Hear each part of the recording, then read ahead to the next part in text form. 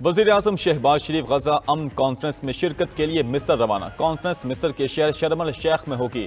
20 से ज़ायद आदमी रहनुमा अमन कॉन्फ्रेंस में शिरकत करेंगे। कॉन्फ्रेंस की सदारत अमरीकी और मिस्री सदूर करेंगे। फ़लस्तीनी सदर महमूद अब्बास भी कॉन्फ्रेंस में शरीक होंगे। अमरीकी सदर डोनाल्ड ट्रंप दौरा मशरिक़ वस्ता के लिए इसराइल रवाना। ट्रंप की इसराइली वज़ीर आज़म नेतन्याहू से मुलाकात और पार्लियामेंट से खिताब शेड्यूल। इसराइल के बाद ट्रंप गजा अमन कॉन्फ्रेंस में शिरकत के लिए मिस्र जाएंगे। अमन मंसूबे के पहले मरहले के माहिदे पर दस्तखत होंगे। ट्रंप ने कहा, गजा जंग खत्म हो चुकी, सीज फायर कायम रहेगा। गजा में सब ठीक हो चुका, क्रेडिट कतर को जाता है। इसराइल और मुस्लिम ममालिक सब जंग बंदी पर खुश हैं।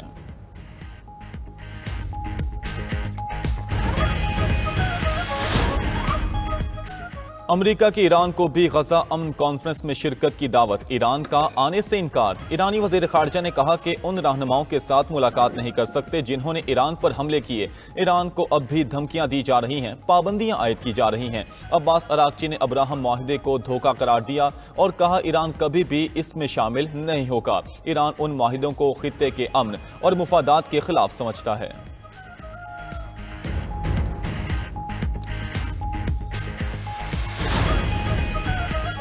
गजा से इसराइली कैदियों की रिहाई आज सुबह होगी। तमाम 20 जिंदा इसराइली कैदियों को एक ही बार रिहा किया जाएगा। तर्जुमान इसराइली हुकूमत का कहना है कि मुआहदे के तहत 28 इसराइली कैदियों की लाशें भी दी जाएंगी। इसराइली कैदियों की रिहाई के बाद फ़लस्तीनी कैदियों को छोड़ा जाएगा। दूसरी तरफ गजा में जंग बंदी के बाद मलबे से लाशें मिलने का सिलसिला जारी। फ़लस्तीनी हुकाम के मुताबिक गजा में गुज़श्ता 24 घंटे के दौरान अस्पतालों में 124 लाशें लाई गईं।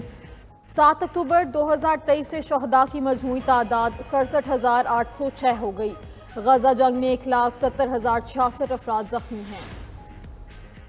गवर्नर खैबर पख्तूनख्वा फैसल करीम कुंडी ने वज़ीर आला अली अमीन गंडापुर के इस्तीफे पर एतराज़ लगा दिया। गवर्नर केपी ने वज़ीर आला के इस्तीफे दस्तखतों पर एतराज़ लगाकर वापस भिजवा दिए। कहा, अली अमीन गंडापुर के 8 और 11 अक्टूबर के इस्तीफों पर दस्तखतों में फ़र्क है। अली अमीन गंडापुर 15 अक्टूबर को गवर्नर हाउस में सपहर 3 बजे मिले। दस्तखत के जायजे के बाद आइन की रोशनी में फैसला होगा। गवर्नर के एतराज़ पर अली अमीन गंडापुर का रद्द अमल भी आ गया। अपने इस्तीफों पर दस्तखतों की तस्दीक करती कहा, बिलाखिर गवर्नर ने 8 अक्टूबर का इस्तीफा मौसूल होने की तस्दीक भी कर दी है।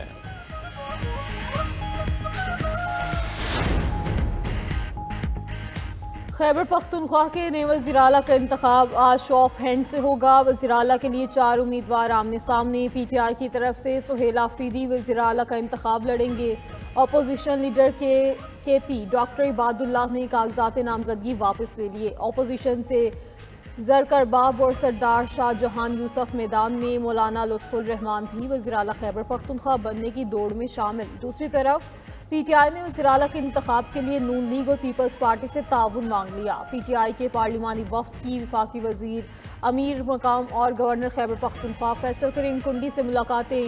वज़ीर आला के उम्मीदवार सुहेल आफरीदी को बिला मुकाबला मुंतखब करवाने की दरख्वास्त।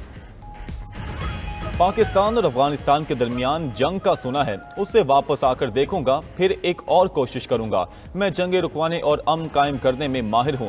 पाक अफगान जंग पर अमरीकी सदर डोनाल्ड ट्रंप का भी रद्द अमल आ गया। दौरे मशरिक़ वस्ता पर रवानगी से कबल मीडिया से गुफ्तगू में पाक भारत जंग रुकवाने का भी तस्करा। कहा, पाकिस्तान और भारत की जंग टैरिफ की मदद से रोकी थी। ये उनके लिए एजाज की बात है कि लाखों जानें बचाई। नोबेल इनाम पर गुफ्तगू में अमरीकी सदर ने कहा कि ये इनाम 2024 के लिए मुख्तस था। उनका मकसद इनाम हासिल करना नहीं बल्कि लोगों की जिंदगियां बचाना है।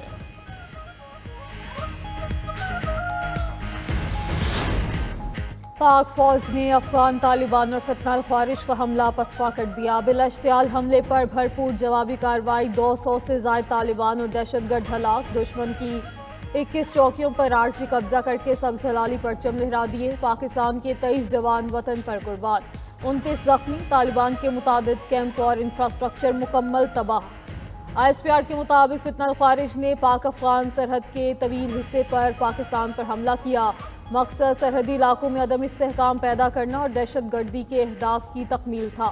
मुसल्लह अफवाज ने तालिबान के हमले को मुअस्सर अंदाज में पसपा किया। अफगान सरजमीन पर दहशत गर्दों के सपोर्ट नेटवर्क्स के खिलाफ भी कार्रवाइयाँ की गईं। तालिबान हुकूमत भारत के साथ मिलकर दहशत गर्दों को सपोर्ट कर रहे हैं। मुल्क की सालमियत पर कोई समझौता नहीं किया जाएगा। अफगान सरजमीन से पाकिस्तान मुखालिफ दहशतगर्दी को बर्दाश्त नहीं किया जाएगा। तालिबान हुकूमत को दहशतगर्द तंजीमों की सरपरस्ती तर्क करना होगी।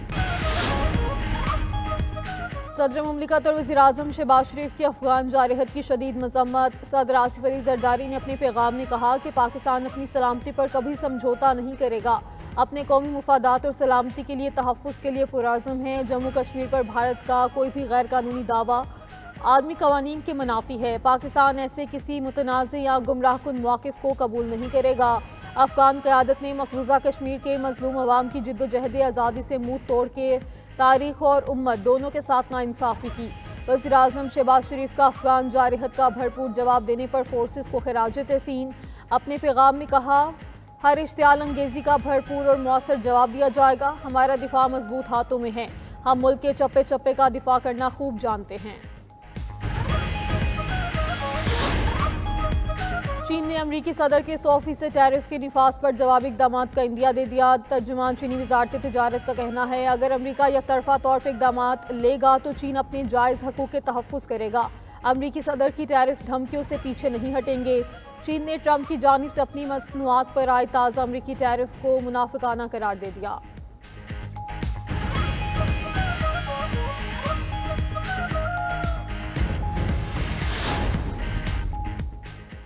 फ्रांसीसी सदर ने वज़ीर-ए-आज़म की सरबराही में नई काबीना तश्कील दे दी। नई काबीना में सदर इमानुएल मैक्रोन के हामी और कुछ गैर सियासी शख्सियात शामिल। जॉन नोएल वज़ीर ख़ारजा बरकरार।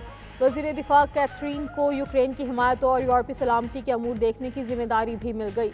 लौरा न्यूज़ को वज़ीर दाखिला और रोलान लेस्क्योर को वज़ीर ख़जाना बनाया। दाएं बाजू की रिपब्लिकन पार्टी ने अपने 6 अरकान को हुकूमत में शामिल होने पर निकाल दिया।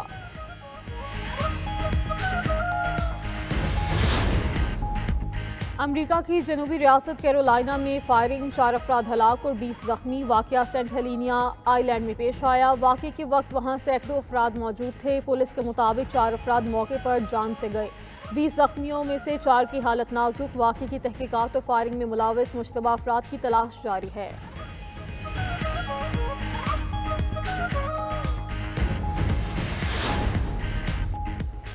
और पाकिस्तान और जनूबी अफ्रीका के दरमियान टेस्ट का दूसरा रोज़ कौमी टीम 313 रन से इनिंग्स आगे बढ़ाएगी। मोहम्मद रिजवान 62 और सलमान आगा 52 रन बनाकर क्रीज पर मौजूद।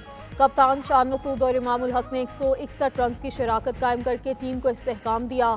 शान मसूद 76 रन बनाकर आउट हुए। इमामुल हक नरोज का शिकार 7 रन के फर्क से सेंचुरी मुकम्मल ना कर सके।